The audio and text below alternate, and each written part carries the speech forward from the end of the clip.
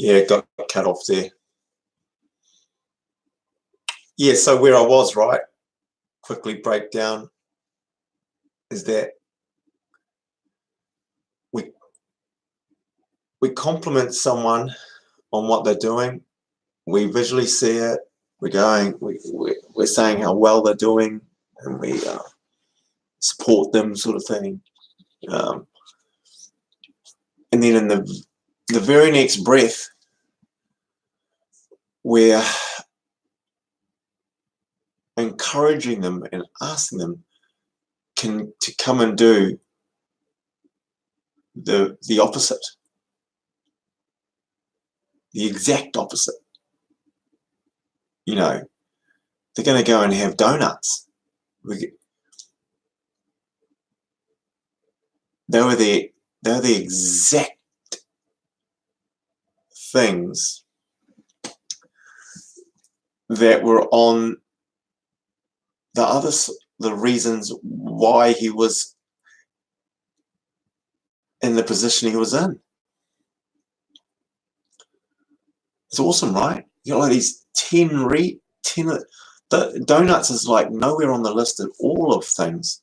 If you turn a donut into more than a donut, a treat, something you can have, friendship, socializing, life itself, have this donut. Wow.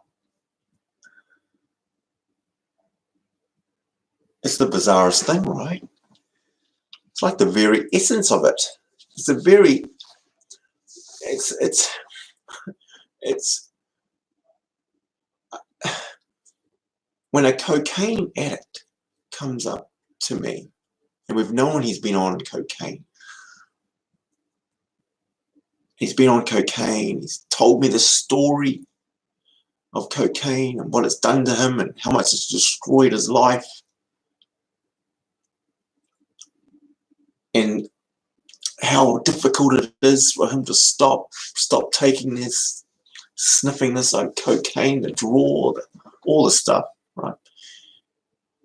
And then he says he hasn't had any for 3 months, 5 months, whatever timeline. Hasn't touched it.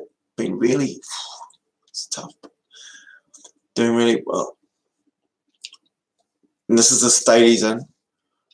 I, as a supposed friend or acquaintance, says, wow, you're looking amazing.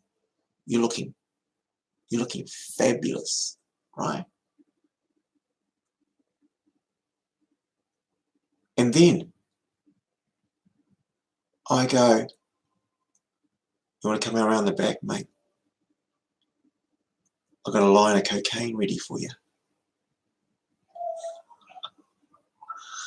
You would go, that was freaking ridiculous, right? What's the difference? What's the difference? There is no difference. But there is a difference. This is only some sugar, you know? Look, I'm not dramatizing or anything, but the comparison, maybe, what's the difference? Yet we do it, yeah, it's done every day. It's more like, this is what I like to do. This is what I'm doing. You're in or you're out, you know? You know, amazing. So that was an interesting one. So that was him, me and him. And then home, bit of dinner. As I said I would, I kind of cooked the dinner. Look, I'm not going to pat myself on the back, but I didn't do a lot of the dinner cooking. My wife did most of it. But I was involved. I was amongst it. I got the meat in, the slow cooker. I know how to put it in. and turn it on. Okay, so I did that.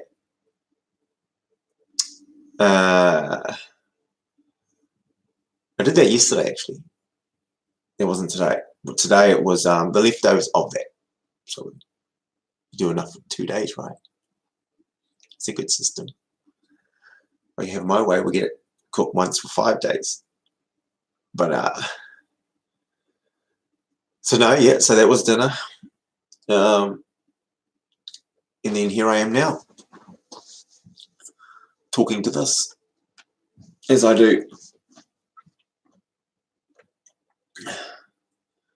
So that was a typical day, which isn't too different. And I said about it before about my humor.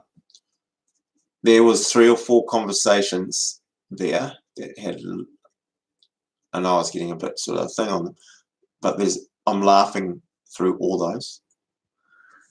And then there was some laughs at other pieces of as well. And that's a normal day for me.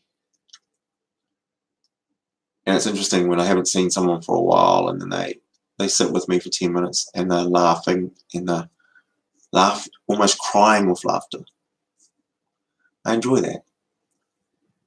And then we get into some more serious stuff maybe, or we discuss whatever.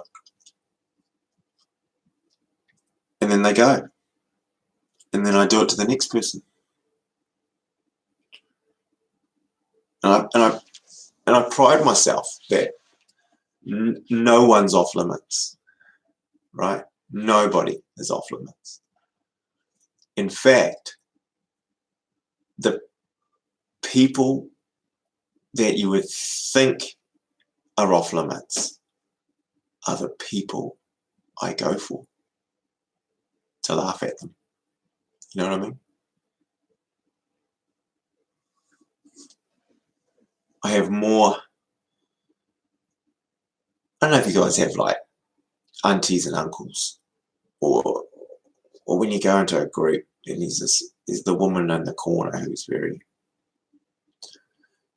bland and minding her own business, you know, probably judging us all to death maybe. Those are the ones. Those are the ones I want to laugh at. Any chance I get.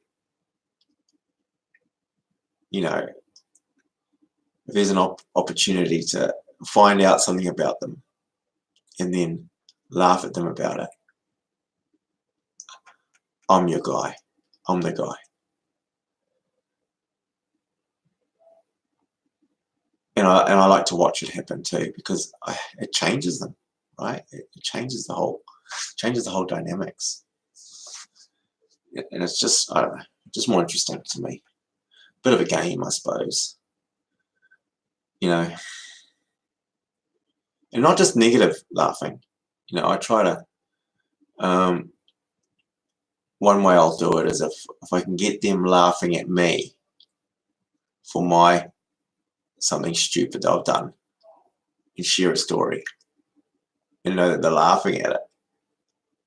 That's genuinely enough for me that I can now spin it back, right? If they're not laughing at it, if they're not laughing at me, then I have to work a bit harder to get an opening, right? So it's like there's a few strategies to get through it, especially if they're not talking a lot. It takes a little bit. So yeah, I've worked that out about myself. Is that I really like that type of thing. That's why my mother's a target. Oh, my mother. She's a great target for me. Probably out of all of them, she's the most fun I have is doing it with her. But we laugh at a lot of other people as well. So we laugh at everyone else, but laughing at her is something I enjoy. My wife, obviously. My wife My wife, she gets the brunt of it. But she can take it, So it's you have to go.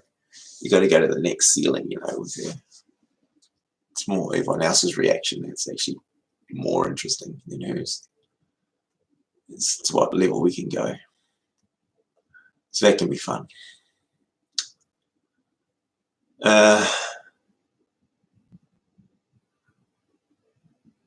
So yeah, so that's a typical day, right? Lots of laughing. Interesting. Some serious bits. Do I have a serious conversation today? Not really. Not really. Work is it's focused. I'm focused at work. I have projects and tasks and numbers to get through. So I had a few of those meetings. But that's why I like to blend this in, right?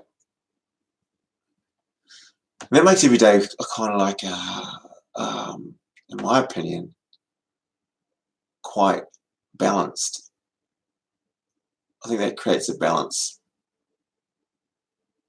Like I'm into numbers, I'm into structure, I'm into being focused with work and getting results.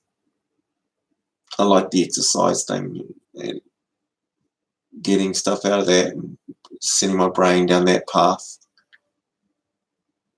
But with the relationship thing, I think that gives it a good balance to be able to kind of ask some serious questions, laugh at some questions, laugh at some stuff, be serious with some stuff, all at the same time.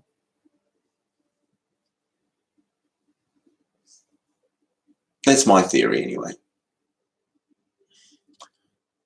But not everyone's like me, right? I think it's more of a what mental aptitude my brain has, and that's just my opinion. So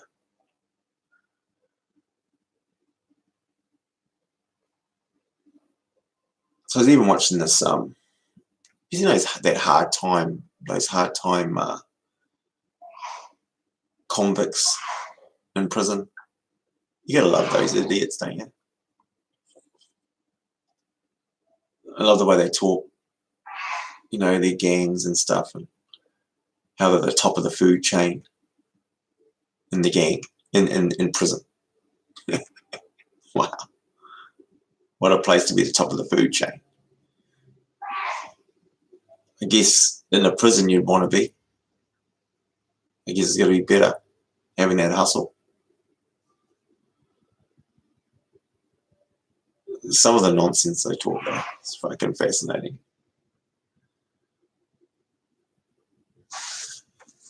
Let's have a look at our Facebook post. What have we got here? Anything of interest with my idiot people?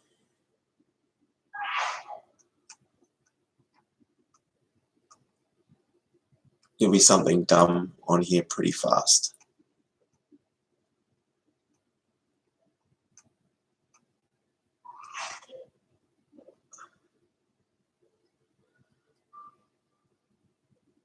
Christmas party.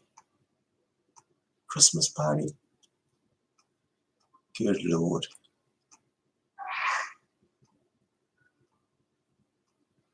I don't get that. I don't get Christmas parties.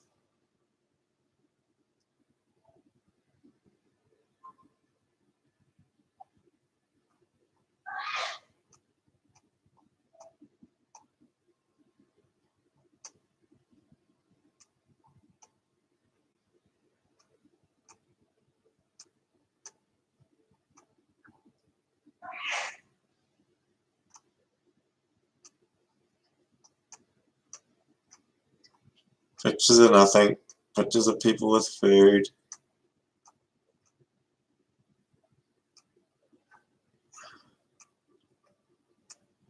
Okay.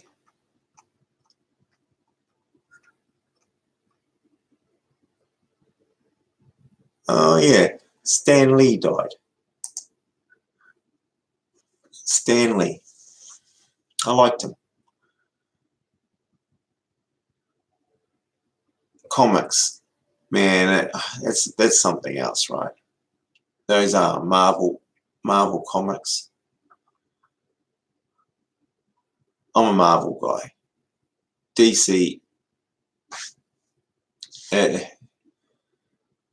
is not. I know it's all ridiculous and stuff, but DC is just real kind of. I mean, that Superman thing. Come on, come on. Superman versus Batman. Come on. What sort of garbage is that?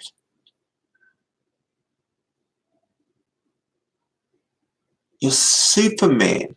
It's just the whole thing is just ridiculous too. Like, and I like make believe, but now you've gone make believe. What you want me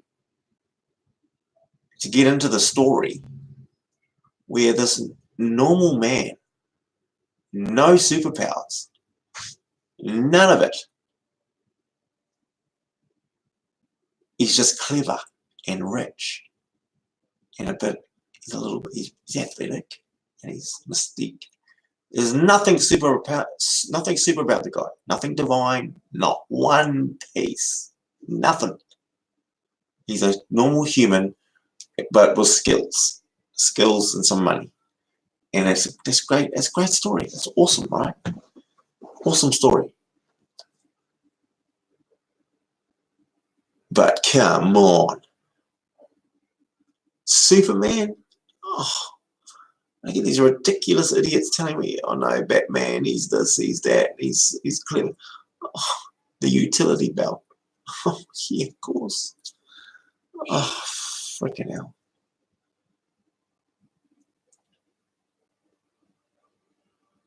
So that's fun.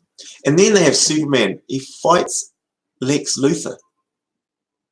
Lex Luthor. Come on. He's a normal idiot too. He's your supervillain. He's not a freaking supervillain. If anything, him and Batman should fight. Then, yeah, that's a fair fight. Both smart. Supervillain and Batman. The Joker and Batman. Perfect. No problem. I've got no problem. That's, on the DC world, Batman is actually quite good with those villains, right? Freaking Catwoman, she can do whatever. Fine with her in there.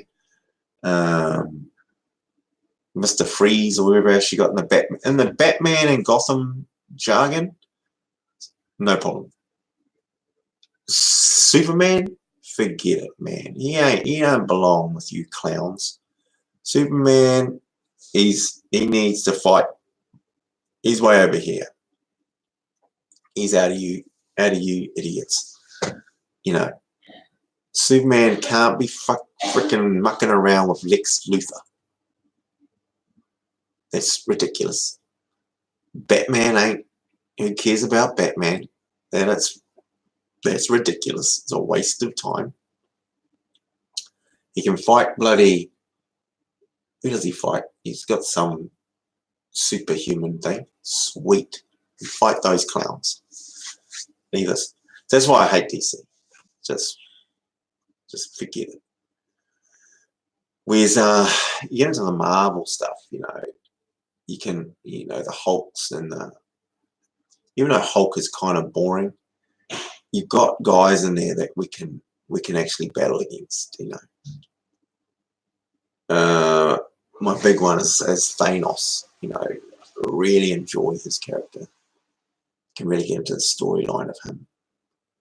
I grew up with him.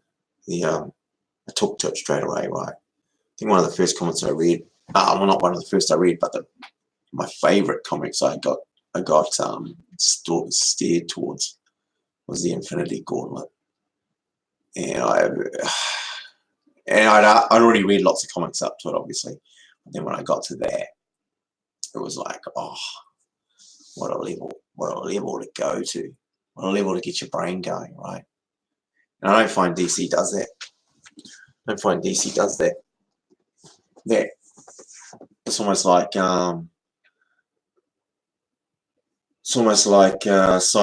scientific versus actual science versus science fiction. You know, science fiction and science is great mix.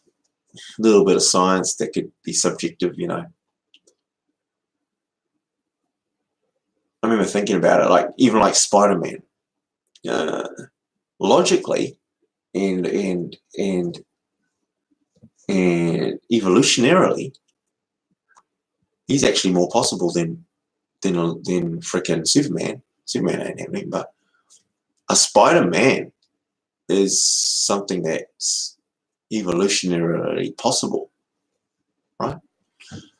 You know, we have birds and lots of animals that have cross features, and that's very true.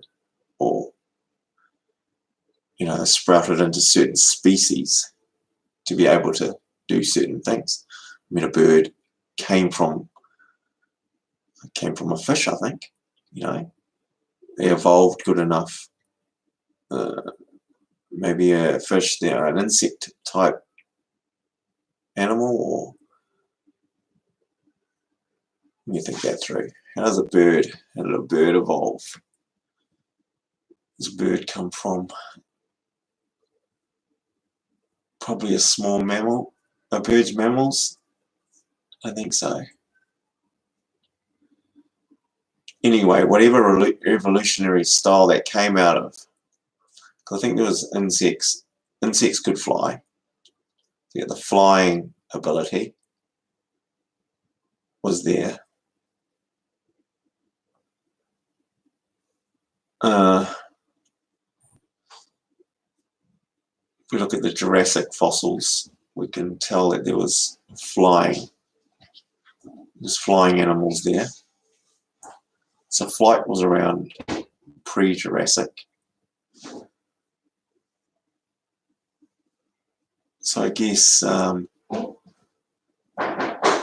species spouting off that, birds would have been able to adapt from those animals that could fly. It's interesting. So anyway, so we go Spider-Man, and we go the Hulk's a bit out there. I agree. The X-Men I enjoy. Fascinating, you know. That's back on that genetical thing.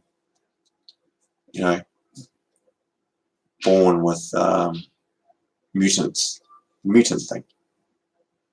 That's just logical. It's a little out there, but hey, adds some type of cross-referencing with science fiction, right?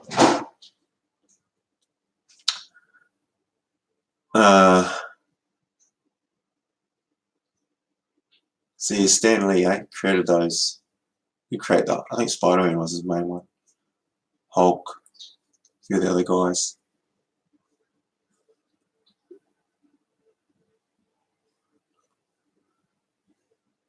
I think it's 90-something. So 90-something year, not too think. I heard his wife died last year, right?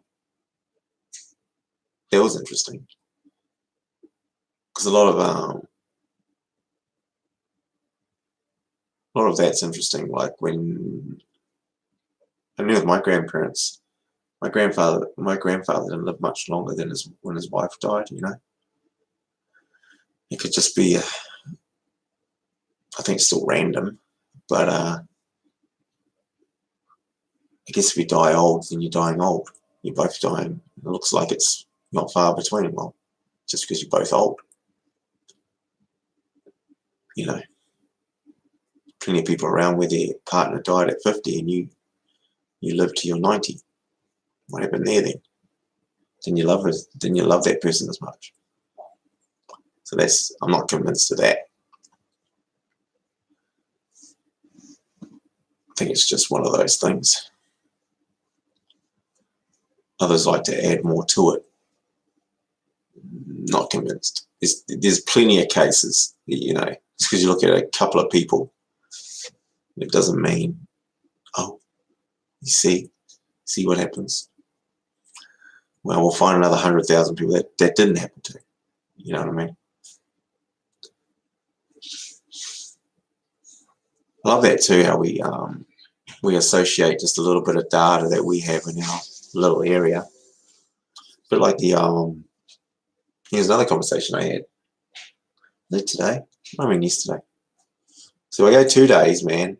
We got like 10 stories. You know, we're in the tens of stories. What were we yapping about? We stumbled upon, freaking star signs. Really? Star signs. That's what we're gonna attribute. That's right, I met her I only just met her. And this is interesting. See what you think of this. So I meet someone, we chat, we thing, and I ask these kind of questions and we think around. And then, what's your star sign? Oh, what's your star sign? And I go, I'm a Scorpio, apparently. Like, it's real, it's a real thing. Apparently, I'm a Scorpio, I've been told. Yeah, I thought so. No, you didn't. I did. No, you didn't. I said, first off, if you thought so, you wouldn't have asked me. You'd have told me what I was, right? You know, you could look at me and go, oh, I thought you were a Islander or a Samoan. Well, no. Apparently, I'm a Maori. Oh, I thought so. Same with star signs, right? You can, there's the criteria to be any one of the star signs is that wide, right? That humans, most of the humans fit within by this much, you know, of all of the star signs. You fit within 7 or 8 of them out of 12. And so for the small amount of people that aren't that one of those pieces in there, you know, you can say, oh, he's stubborn. It's 99% of the population is stubborn if you want him to be. But no, he's not stubborn. What about this example? Oh, he is too. He is a scorpion because he's stubborn. Oh, frickin' now. What about the other things? Stubborn, and he's stubborn, and what's one that 99% of us are? He's hard. He's focused. He's very focused. All right. It's the rest of the frickin'. There's everybody in that too. So anyone can be a scorpion. You know, their subtleness with words is enough to capture just enough of the population. And when you talk amongst each other, he's a true Pisces. Oh man, he is really like a Pisces. All right. That's from your perspective in that angle. What is that, the 20-year-old version of him? Or the 70-year-old version of him is a true Scorpion? Which one? Because you know, you just summarize him into the same. He changes a lot over his lifetime. Potentially. Some don't get me wrong. And now what is he doing? Is he still the same star sign? Ridiculous. It's not ridiculous. It's fun. You know, it's the same as my comics, right? these superheroes, man, they're fun. Star signs, fun, all good. I guess it's, at least with the superheroes, not telling me what to telling me something that, or trying to pass off an opinion of me of them. You know, oh, what's your superhero? What's your superhero? Well, I guess you could ask that. Oh, you know, I'm Spider-Man. Spider-Man. Oh, yeah, I thought so. Thought you were a Spider-Man guy. I'm more of a Superman person, eh? Yeah. Ah, yeah, you're Superman, eh? You're ridiculous then. Yeah, I'm really up myself.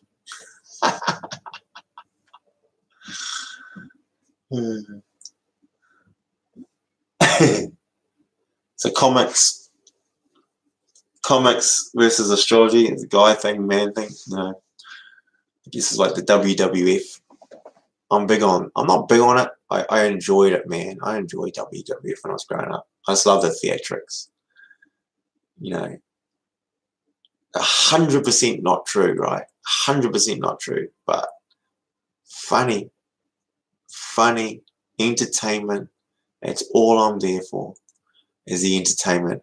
And if you can give me some entertainment, I'm fine, right? That's half the reason I go to anything else. You know, in WWF, if you can get through the horrible bits that are just so fake, get through those, and kind of, if they can stick to the storyline, the storyline's enough for me. I have my own imagination, and they can do one odd thing. They can annoy me, or they make me feel good, or build up this thing of, you know, justice. I like they have justice, and they have all those things, right? Yeah, funny. Oh man, I was just thinking about another conversation I had. What did we say? Karma.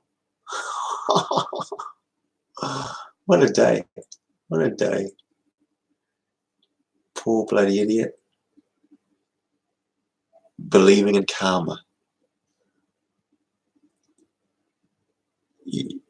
You're serious. What was most interesting about it was when I gave my answer, the shock, the level of shock in their disposition, in their facial features, and what they were looking at, and the disbelief that someone doesn't believe that karma is real. And says it out loud.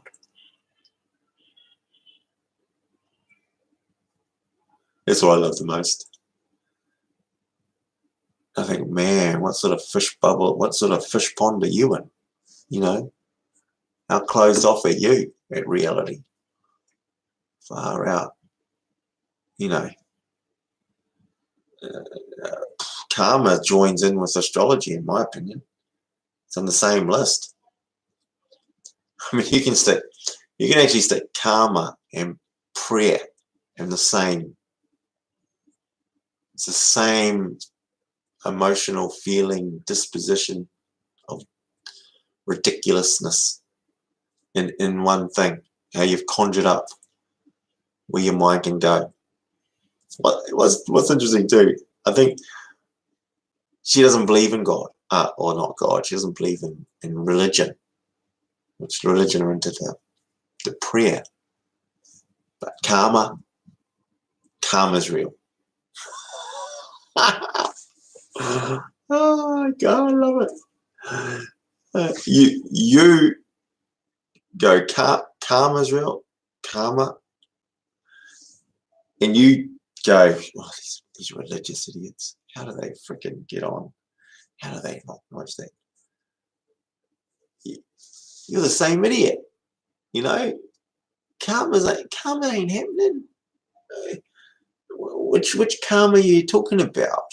If we talk about the karma of what,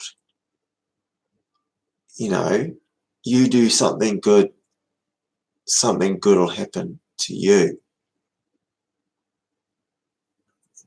No, it makes no difference. I mean, you can do shit. You can do the opposite of what you did, and you're labeled good will happen to you. Right? The karma wasn't doing anything. You were doing it. This instant karma.